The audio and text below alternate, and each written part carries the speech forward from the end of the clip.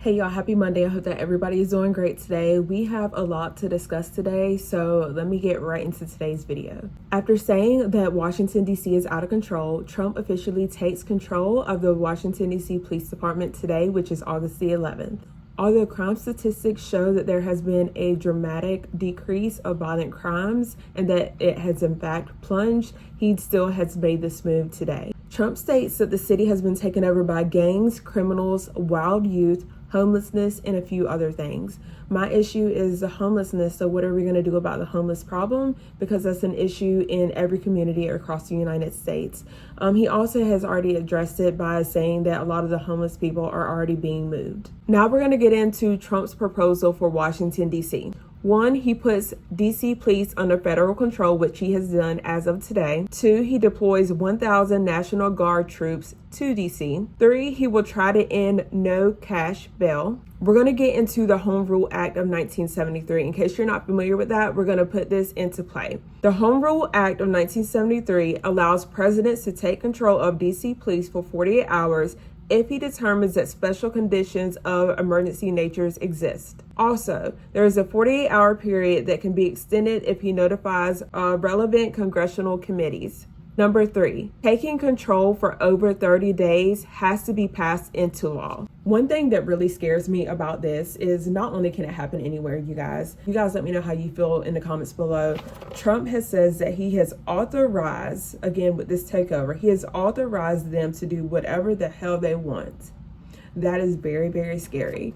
There's a lot that goes on. While there are some amazing cops and amazing individuals that are in authority, there are also a lot of bad apples who are placed in positions, and they are just not great people and take that opportunity to do some really mean and cruel things to people. So I feel like this can be something that turns for a lot of people. This is going to be something, and it kind of makes me wonder if this is going to spark some type of protest or civil unrest type situation. We won't know. We'll see how this plays out. I don't know a lot about Washington, D.C. Maybe some of you guys live there. Maybe you have family members that live there. I have not been to Washington, D.C. since I was a child. I actually had one of my older brothers that lived there because he was working on a presidential campaign back then. So he lived there, and one of my sisters actually moved with him as well, and I will never forget. So there was an elevator, and I think the elevator took you to some kind of garage or something where you can unload all of your things. And I remember as soon as you got off the elevator, walked 2 doors down and walked 3 steps up, my brother's apartment was on the left. So we were literally right around the corner. And so they were, taking things back and forth, unloading things. And I never will forget that my sister's cassettes and CDs all got stolen. Her whole R&B collection forever got stolen, just in a blink of an eye, you guys. And everybody in every place has, people that are not great, and has areas that might not be so great, or just bad people in good places, and vice versa. But I don't think that can, that doesn't mean the entire city's bad. I'm not able to speak as far as the crime rate and everything on Washington, D.C. and how it is day to day for people and how life is, because I personally don't live there, and I don't have family that lives in Washington, D.C. right now at this moment. So again, if you know anybody that lives there, or you live there yourself, let me know what you're seeing. Do you see a lot of crime on daily basis? I mean, is it probably no more different than other places? Again, martial law, let me know. I almost feel like we're kind of teetering on the edge of it. And if you guys don't know exactly what martial law is, I have it written down.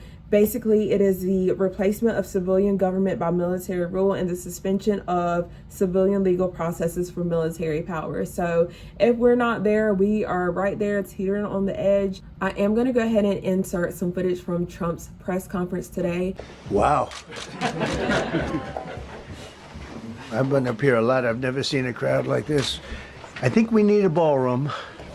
And that's happening. It's going to be a beautiful ballroom. This is really a lot of people, most I've ever seen in this room. And we're here for a very serious purpose, Something's out of control, but we're going to put it in control very quickly, like we did on the southern border. I'm announcing a historic action to rescue our nation's capital from crime, bloodshed, bedlam, and squalor, and worse. This is Liberation Day in D.C., and we're going to take our capital back. We're taking it back.